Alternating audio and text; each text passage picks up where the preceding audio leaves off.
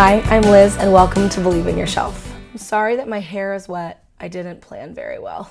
So I have a bunch of really interesting books to talk about. The first one is actually really interesting because it's a Star Wars book.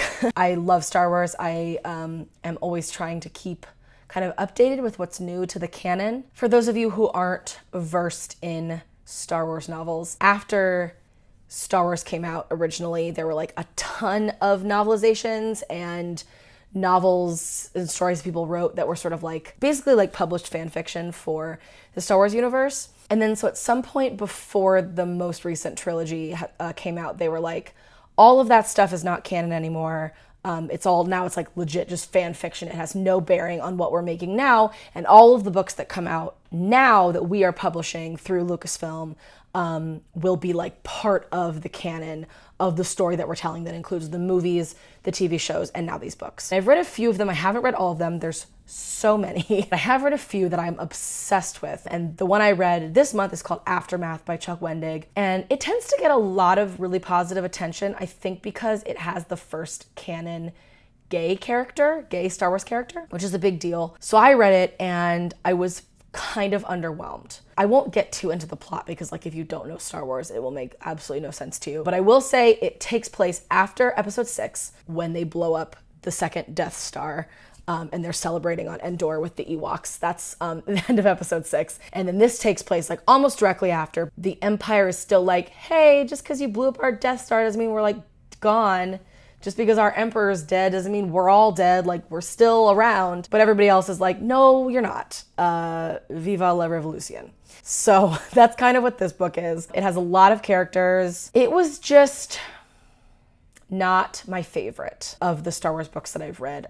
It was fine. It had some like great old faces, like Wedge Antilles is a big part of it, and it had some great new characters. I think people really, really like Rey Sloane. She's an Empire character, and she's cool. This was just kind of fine. I have a couple other Star Wars books on my list this year, so I'm sure you'll hear me talking about this again. This one just wasn't my favorite of the ones I've read. The next book I read was Magic Bitter, Magic Sweet by Charlie N. Holmberg. I don't know how this one got on my list. It's kind of a random one. It felt like one of those ones that like when I first got Goodreads and I was just like add. But it was nice. It's a high fantasy, which is really, I don't know if I've talked about it yet, not my thing. I don't really care for it the way that I did when I was younger. I don't know why. I just really am more fascinated by like stories that have magic or fantasy elements, but they take place like in our world. Maybe I talked about it during the Hazelwood because that's like my ultimate aesthetic is like they're in New York City, but it's like, ooh, magic exists and is under us somewhere. Like Neverwhere by Neil Gaiman is like so exactly what I want, like very high fantasy, but very just like in the tunnels of London. But this was like totally not in our world at all, no reference point to good old Earth or even this universe or galaxy. It's about a girl, I don't remember her name, but she has some sort of magical power where she can bake feelings into food. So like when she's making bread or cookies or cake, she can like think about an emotion or a feeling or whatever, a characteristic, and it sort of like bakes it into the food, which is cool. The fact that I can't remember her name does not bode well for my review of this book. She has no memory of where she came from, and she's working at a bakery. All she knows is she has this kind of special power, and then there's a big like kind of raid on her town, and when that happens, she gets captured and bought by this very creepy character who also seems to have memory issues, doesn't know his name, but is really like kind of obsessed with her in a way that you're like, oh, he knows her past, but he doesn't because he's very strange. It's the first like third of this book is very confusing because you're like, I don't know, who are you? Who is this? We don't know what's happening. There's another character who sort of keeps popping up to be like, I know who you are, but I can't tell you. It's always very frustrating. It's like, why? Through those two characters, she sort of starts to piece things together, and like she has flashbacks also. It's just sort of like your classic amnesia, I have powers, who am I kind of story. There wasn't anything really special about this one, besides the fact that that's a very cool power that I've never seen anywhere before. The sort of like being able to inspire these things in people with food. Actually, I don't remember. I'm being reminded of something that was like that. I don't remember what it was. And there's kind of little fairy tale references also. Like at one point she has to bake a house of gingerbread like, for like the witch and Hansel and Gretel. And so the way that she does that is by like baking gingerbread and like imbuing it with strength, which is kind of cool. It's kind of like a cool way of like dealing with that. I don't know, it was just fine. I didn't hate it, I didn't love it. It was like right smack dab in the middle of like not a waste of my time, but not inspiring any kind of like excitement or joy or fear in me. Like it was just like, I forgot to say about Aftermath, but I'll say it now. I gave both of these 3 stars. I think they're both pretty like standard, kind of just fair for reading. The next book I read was The Lowland by Jhumpa Lahiri. I have read The Namesake, also by her before, which I really, really loved. And this was doing all of kind of the same things. Very different plots, but the same kind of like evocations of Indian families, the relationships between children and their parents, immigration from India to America and what that process is like and what being in America is like. This book specifically follows 2 brothers, one of whom is involved in a revolution in India. I feel bad, I don't really know enough about like world politics to know what was going on politically with them, but he's involved in it somehow. It's bad news. He gets killed actually pretty quickly because of that. And his younger brother is in America teaching, and through lots of twisty turns, the brother who died, his wife marries the brother who is still alive and comes to America because she's pregnant. And she's like, somebody's got to be the father of this baby. Might as well be its uncle. As you can imagine, that's kind of a tough situation to be in because she was really in love with her husband who died. And then there's this brother who she had never met before, who's going to be the father, like the adoptive father of her child. So obviously a lot of like confusing emotions, her being like an Indian woman, but she comes to America, and like, what is she then trying to do? Who is she going to try to be? Is she going to try to kind of keep this like Indian, these cultural norms, or is she going to kind of become like an modern American woman? Because there is like an Indian community in the Northeast where they live, in Boston. That's also actually where The Namesake takes place. There's similar kind of thing with like higher education in Boston. So she's battling with that. She's a very, very interesting, frustrating character. And then the older brother was wonderful. He was a great character. She just writes characters really, really well. Flawed, interesting, problematic characters. So I really, really, really loved this. I just like, you finish a book of hers and it's just like, oh my God, I just watched someone grow up. It really has that feeling of like you've met a friend or like a family member, which is just like really special. So I really, really loved The Lowland. I would highly recommend it. But that or The Namesake, or both of them if you have time for it. They're both great. But like I said, they're very similar.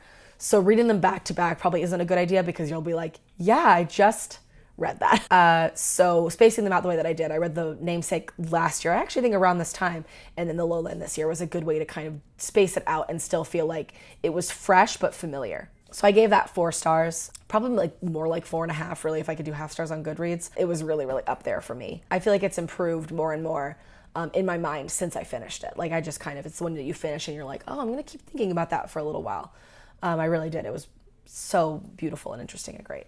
The next book I read was Boo by Neil Smith. This was recommended to me by a friend who really loved it, and I have been, since she told me about it, like very excited to read it. It's about a boy named Oliver who we meet him when he's young and in school. He's 13 years old, and everybody in his school calls him Boo because he's got like bright kind of blonde, almost white hair that sticks straight up, and he's like kind of a weird kid, so everyone calls him Boo. And he's in school, and then he's like, oh, I just died and now I'm in heaven. Basically, the way that heaven works in this book is that it's divided up by age and by, I believe, area.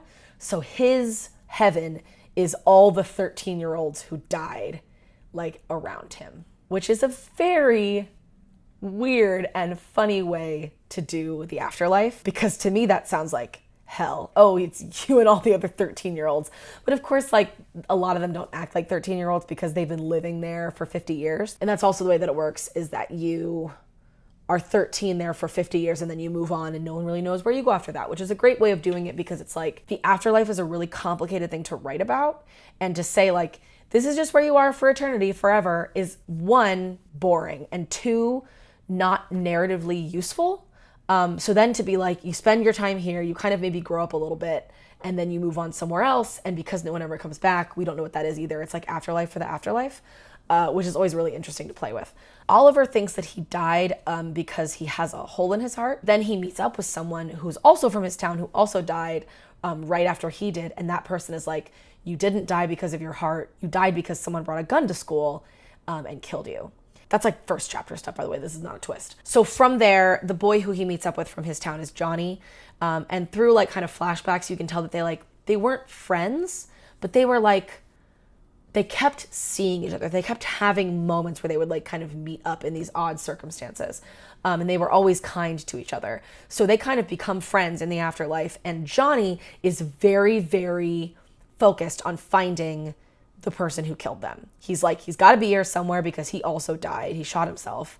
So like, he's in our heaven somewhere and he deserves to be like prosecuted, which is also like the concept is of this afterlife that it is the good kids, like not perfect people, but like there is presumably like a hell somewhere. And if they call him Gun Boy, the boy who shot them, if Gun Boy is in heaven with them somewhere, he shouldn't be. That's Johnny's whole point in like wanting to find him. So they make a couple other friends in this afterlife, really great characters. And then the whole book is just kind of their journey to like find Gunboy by traveling among their heaven and all the other 13-year-olds that they know. All of that to say, this is an incredible book. I'm sure you could just tell from how much I'm like talking about it that like there's so much to discuss and think about with the like construction of this heaven. I'm like so interested in all of this. Like I love afterlife stories. I love how different authors have crafted, and like TV show writers and movie, script writers have constructed all of these different like versions of the afterlife. Like what would we want out of it? And it's very Lovely Bones-esque. That I remember was one of the first books I read that I was like, what an interesting way of thinking about heaven or an afterlife, a secular heaven. There is presumably a god, but Boo refers to him as Zig. There's a lot of really cool little like names for things in this. He refers to God as Zig, and the place they live is not heaven, it's called town. It's just a wonderful book. It's one of those, it's like I knew it would be really special when I picked it up because I knew what it was about. It ended up really just like fulfilling all of those expectations. It's hard to live up to expectations sometimes, and this book like really did. I've been anticipating it. I thought that I would like it, and I absolutely did. It delivered like so completely. It definitely might not be easy to read. I mean, it's about like children dying, but the way that it's handled is so respectful, and it's handled with both a levity and a weight. It's funny, but it's also like, it's not trying to make light of what happened. What I like about it also is that it kind of addresses like issues with any kind of afterlife, heaven sort of situation, like morally. And this book discusses and asks those really heavy questions. I love this. Everyone should read it. It's so good. Let me know if you message me if you want trigger warnings, and I can tell you kind of what the situation is. I also gave this 4 stars. It's probably also a 4.5. It's just like really solid in like every way. The next book I'm going to talk about is The Fandom by Anna Day. I'm sure I just picked this up because it's called The Fandom.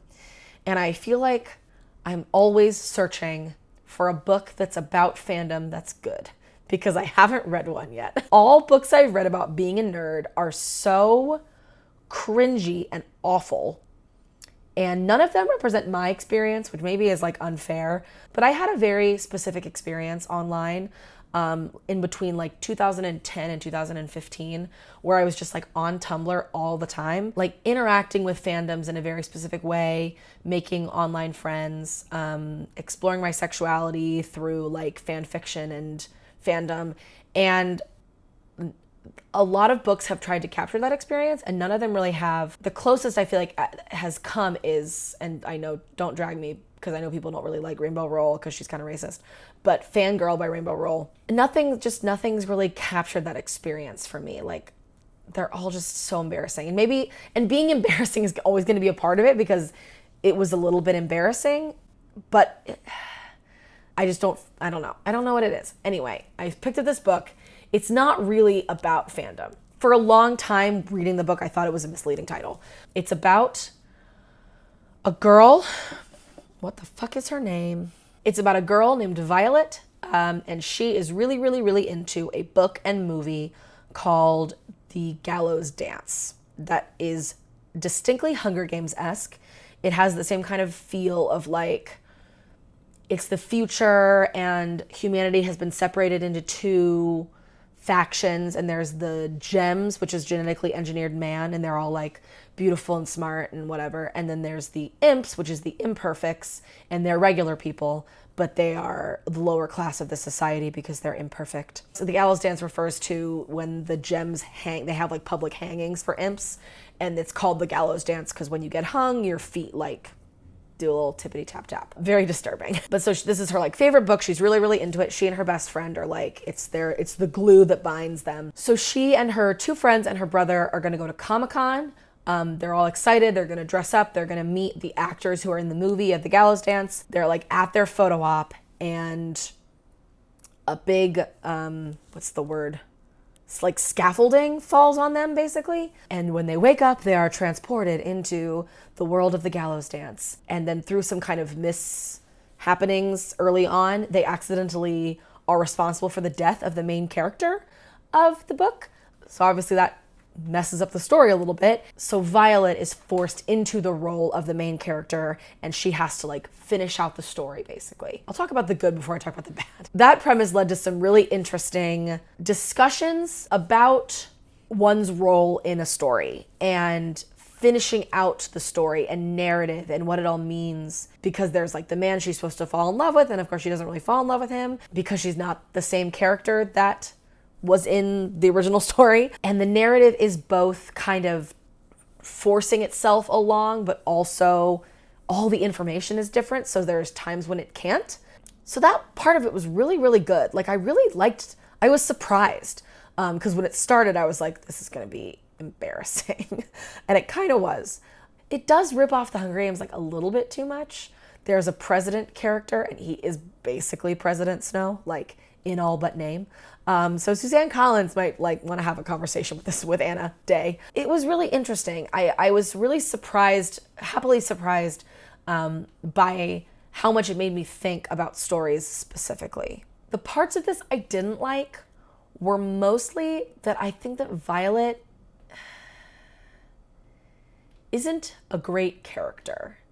I think she's kind of Bella-esque in Twilight. She's just sort of like, oh, I'm so clumsy and brunette and I'm not pretty, which is just like, whatever. The story of the Gallows Dance isn't great.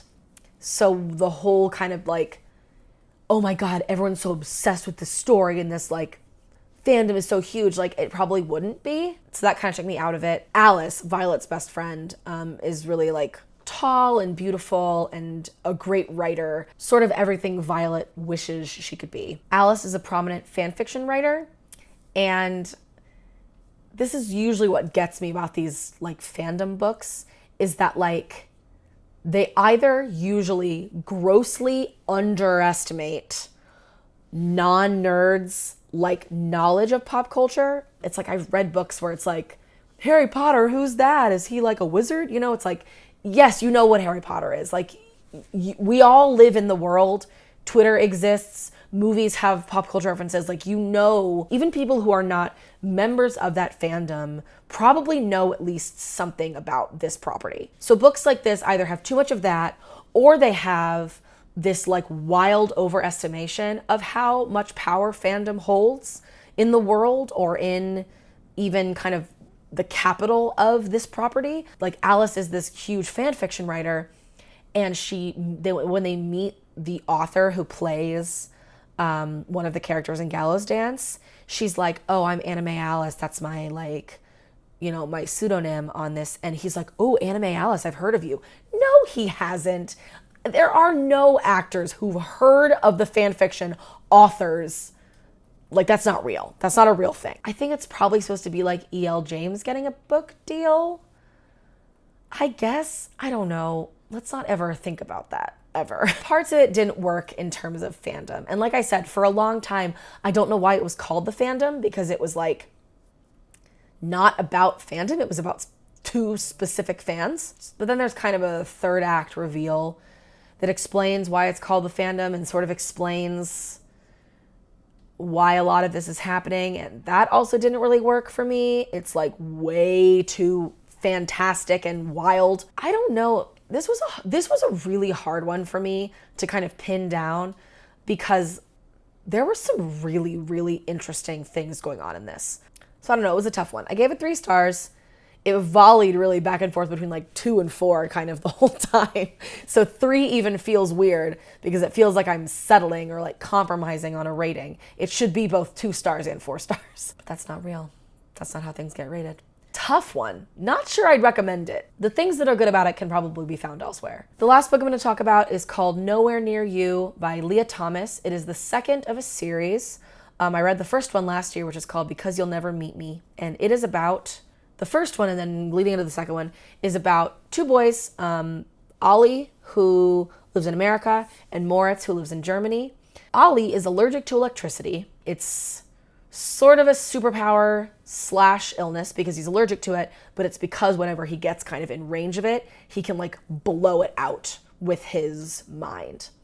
Especially if he's like anxious. He sort of just like short circuits electricity.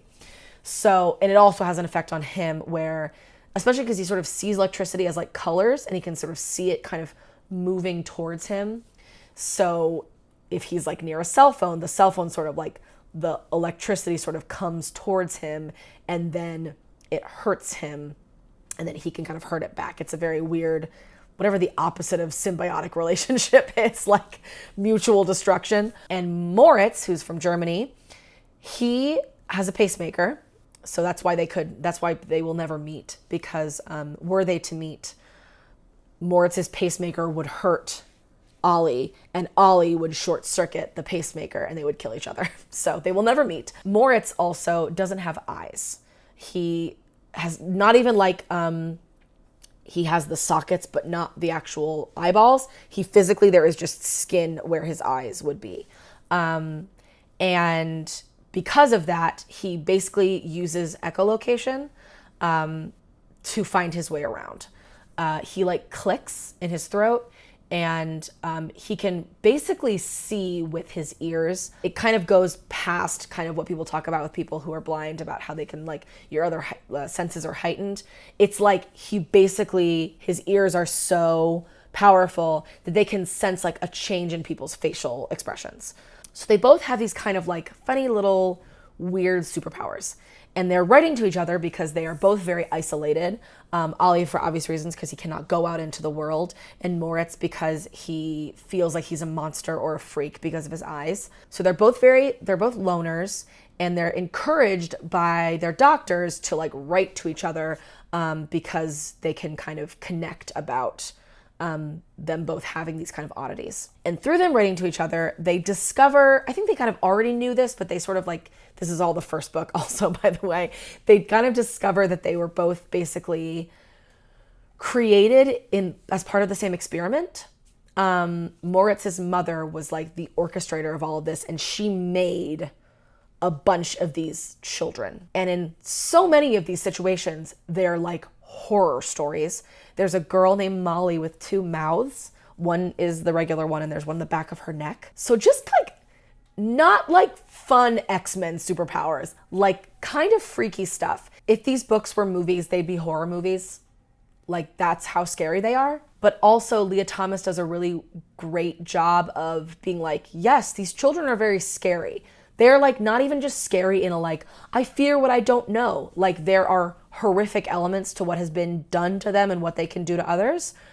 But they're also kids, most of them, like they're children and they're people and they have feelings and inner lives. And she just does a really good job of being like, we may fear them. Like if you saw this person in real life, you'd probably be afraid.